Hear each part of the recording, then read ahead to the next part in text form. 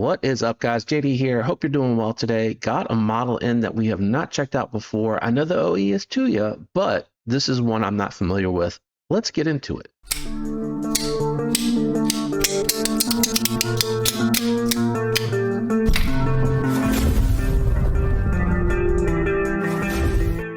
All right, guys, so this is the Vortex Model 1. I don't know if they're using Tuya as the OE or if Tuya is just selling this kind of like the carbon knife that was out there recently. But what we have here is we have all titanium hardware and scales. Very nicely done. I love the milling on here. We'll get into this hole here in a little bit. We've got a geared back spacer, kind of a floater, but you can see the pin that shows that there. You got a nice slot here for a tritium insert. I think that's a pretty cool touch. Got titanium pocket clip. Got comments on the pocket clip here in a little bit as well. I like the way that the back spacer is kind of wrapped around the way the blade is done right there. Good thumb studs, nice and tight to the body. Very stout detent on here. You got a modified sheep's foot blade shape on here. M390 is your blade steel. It is a frame lock with a lock bar insert, riding on bearings. Very smooth action on the close. The weight of that blade helps close that. It's a nice full 4-finger knife with a good choke up spot. It actually fits me very well with the size of this. I got a nice landing spot here for my thumb and a nice little landing spot here to index for those detailed trace cuts. Nice blade stock on here, looking more and more like a belt satin finish. I really like that finish on there. It looks really good. Good access to the lock bar, as I mentioned earlier. Very well tuned. This one here, the lower you go, the more of a better flick this is. The higher you go, the stronger it feels. So hitting it right there, it's almost hard to open. Right there in the middle is the sweet spot for me. And then again, you do have thumb studs to deploy this right and left-handed. It is right hand only though. I don't know if they make any lefties. I didn't see any out there. And full disclosure, this is fully sold out. So this is just kind of a review in case they come back in stock. But this is a big, beefy knife. Very comfortable in the hand, has a nice geometry and factory edge on it, even though it has been in the past around. It came in very slicey and cut very well. Moved nicely through that cardboard.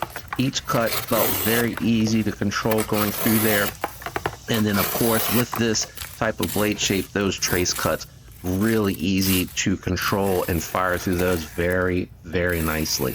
Let's go ahead and talk about this hole here. This is interesting. I never really think of my folding knives as an option to use like a fixed blade, but it does come with this pin. And what you do is you simply insert it. Now, I will say the first time that I went to install this, it was a little tight to get this installed, but once I threaded it and undid it a couple times, I was able to get it almost all the way in. You can see it's not all the way in there and it's starting to get a little hard to turn. So right here, I'm really having to grip and it's still not closed all the way. They do include this pinhole here, and I just happen to have an Allen key, and basically you can finish it off from there.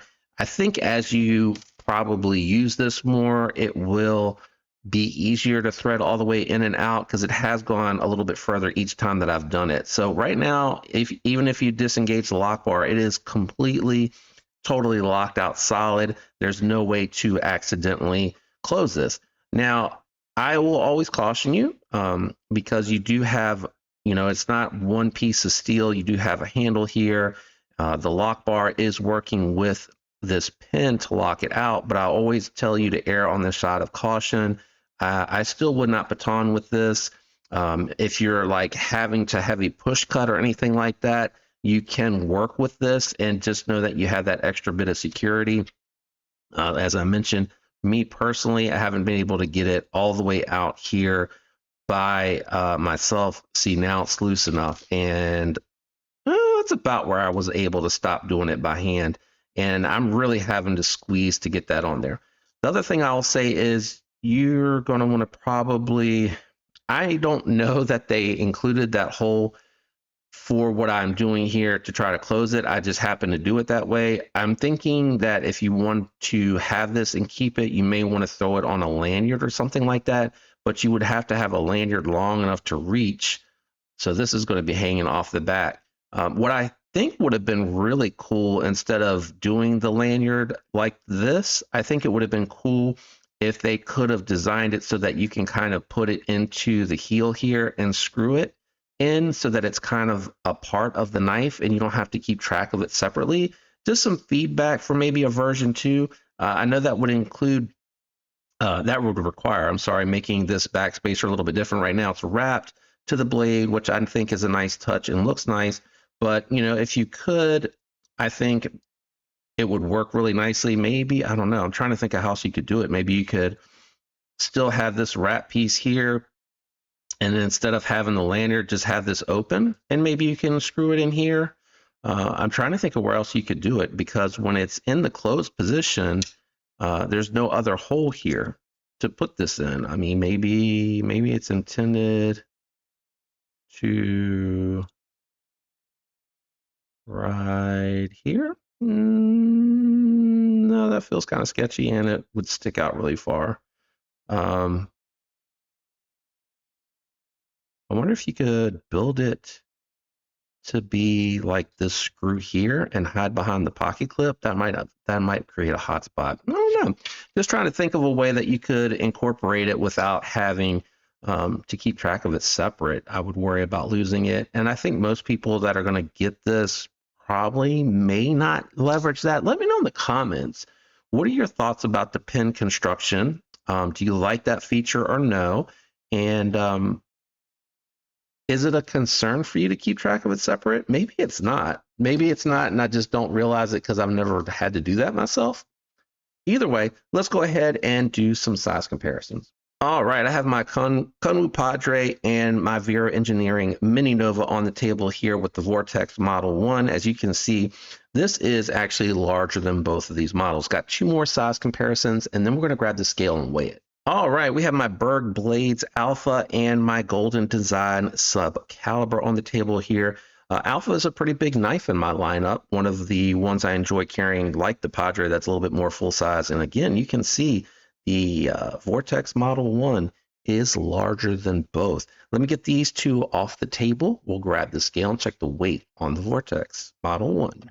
All right, scale out and on. I think this is going to be like 8 ounces here, maybe even 9. I think the size of it, the weight of the blade, and the construction of this one definitely feels more bruiser-esque.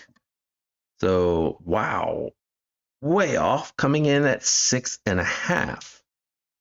Feels heavier than that to me. I'm really surprised it's that light. Not that that's super light, but I honestly it feels so much heavier than the Padre, which is 5.3. I mean, it is an ounce and some change more.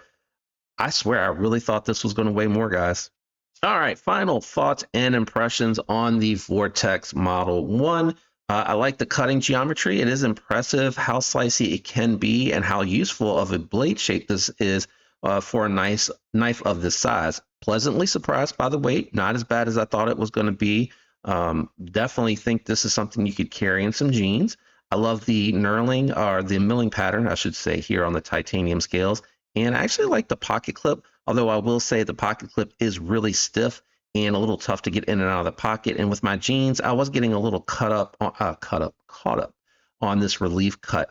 I wonder if there's a way that they could maybe do either a lower relief cut, and I don't know if that lightens up the detent or not a little bit, but I'd be okay with that. Just maybe if you could shift it over ever so slightly so that the actual relief cut wasn't matching the pocket clip. I think that would be nice.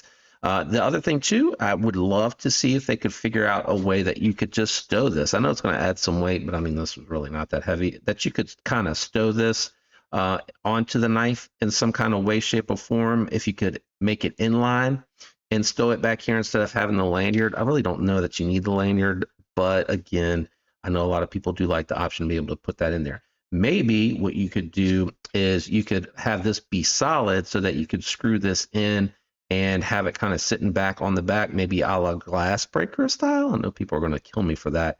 And then just have the lanyard kind of be like a dip thing that kind of dips here and comes out here. And this, maybe when you screw this in, I don't know, man, I'm really trying to think of a way that you could stow this on here that wouldn't require a major modification to this. No, I don't think you could do that because that's going to get in the way of the length of the blade.